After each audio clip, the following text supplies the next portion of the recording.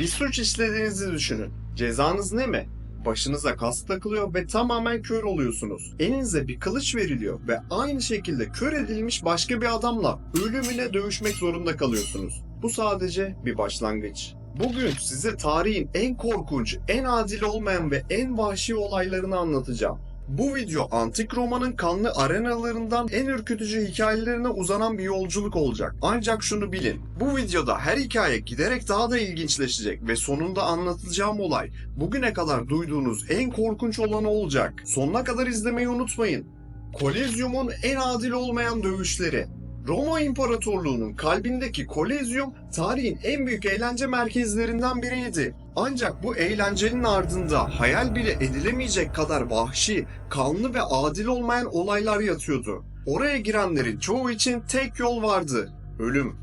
İlk olarak kör dövüşçüler. Hayal edin, Adia adı verilen suçlular tamamen kör olarak savaşmaya zorlanırdı. Onlara yalnızca düz bir kılıç ve neredeyse hiçbir işe yaramayan kapalı bir kask verilirdi. Kask o kadar kapalıydı ki ne görebilirler ne de duyabilirlerdi. Tek stratejileri kılıçlarını sallamak ve dua etmekti. Asıl çılgınlık neydi biliyor musunuz? Bu dövüşler seyirciler için bir komedi unsuru olarak görülüyordu. İki kör adamın birbirlerini öldürmeye çalışması o dönemde gülünecek bir şeydi. Kazanan ise nefes alan tek kişi olduğu için belirlenmesi kolaydı.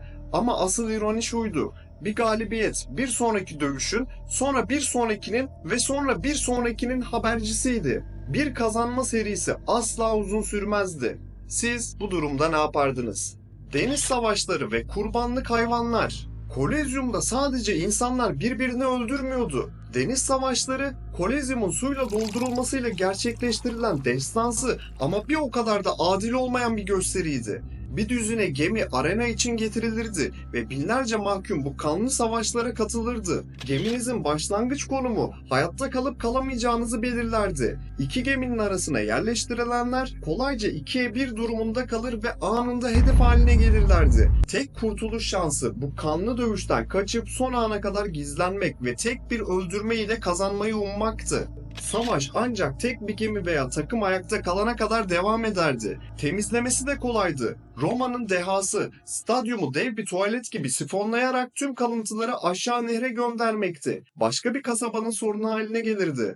İnsanların yanı sıra hayvanlar da tıpkı suçlular gibi muamele görürdü. Bu gösteri o kadar popülerdi ki bazen tek bir günde binlerce hayvan katledilirdi.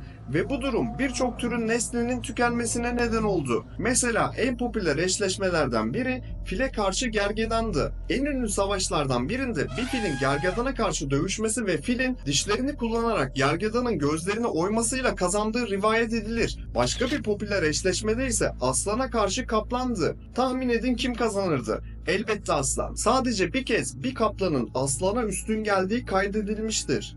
Hileli gladyatör dövüşleri ve gerçek hayat canavarları. Gladyatör dövüşleri Kolezyum'un en popüler etkinliğiydi. İki gladyatörün birbirleriyle dövüşmesi nasıl adil olmayabilir diye düşünebilirsiniz. İşte tam da burada Roma imparatorlarının eğlence takıntısı devreye giriyordu. Farklı gladyatör sınıfları bir araya getirilerek adil olmayan eşleşmeler yaratılırdı.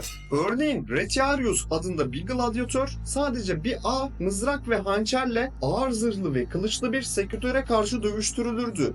Veya büyük bir kalkan taşıyan Murmillo, hafif kalkanlı ama daha hızlı olan Tarex'e karşı mücadele ederdi. Gördüğünüz gibi dövüşün sonucu daha başlamadan belli olabiliyordu. Ancak en adil olmayan dövüşler insana karşı canavar maçlarıydı. Bu birebir dövüşlerin iki senaryosu vardı. İlki profesyonel bir dövüşçünün bir Bestiarius'un aç bir aslan, leopar ya da kaplan gibi bir canavarla dövüştürülmesiydi. Genellikle dövüşçü yaralı bile olsa hayvanı yenerdi. İkinci senaryo ise çok daha kanlıydı. Bir suçlu veya savaş esiri çok az eğitimle veya hiç eğitim almadan günlerce aç bırakılmış öfkeli bir canavarın karşısına çıkartılırdı. Adamın parçalara ayrılması sadece bir an meselesiydi. Hatta tek bir aslanın 200'den fazla adamı alt ettiği bile söyleniyor. Bu gladyatör dövüşlerinden sonra en popüler ikinci gösteriydi.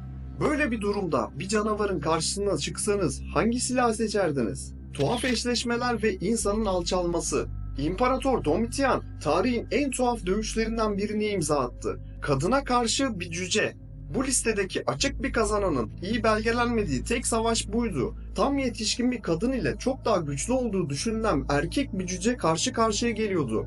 Ne kadar güçlü bilmiyoruz. 2011'de İngiltere'de bulunan bir kadın gladyatörün kalıntılarından bacak ve kol kemiklerinin alışılmadık derecede ağır olduğu ve güçlü kaslara sahip olduğu anlaşıldı.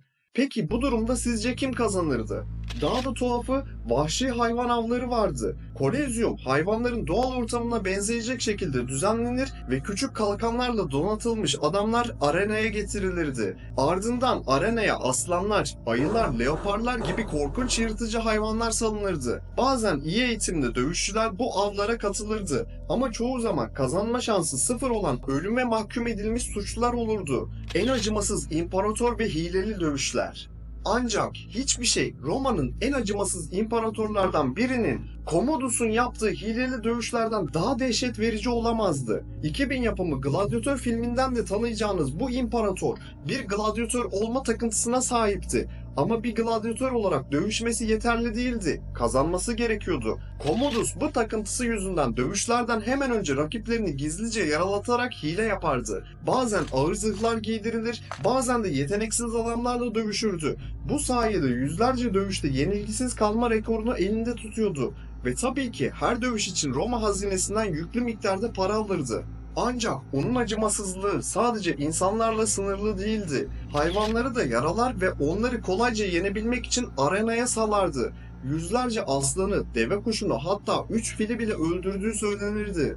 Commodus 2 hafta süren ve her gün yüzlerce hayvanı oklar ve ciritlerle katlettiği bir festival düzenlemişti. İşte bu acımasızlığın en üst noktasıydı. Ama eğer sizi daha iyi hissettirecekse, Commodus bu yaptığı oyunlardan sonra profesyonel bir güreşçi tarafından küvetinde boğularak öldürülecekti. Bu bir erkek için tamamen çıplak ve soğuk bir küvetin içinde ölü olarak bulunmak kadar utanç verici bir ölüm şekli olamaz. Bu hikayeler tarihin en korkunç gerçeklerini gözler önüne seriyor. Peki sizce en ürkütücü olan hangisiydi? Bu konuda ne düşündüğünüz yorumlarda benimle paylaşmayı unutmayın. Daha fazla bu tarz video için kanalı beğenmeyi ve abone olmayı unutmayın. Bir sonraki videoya dek hoşça kalın.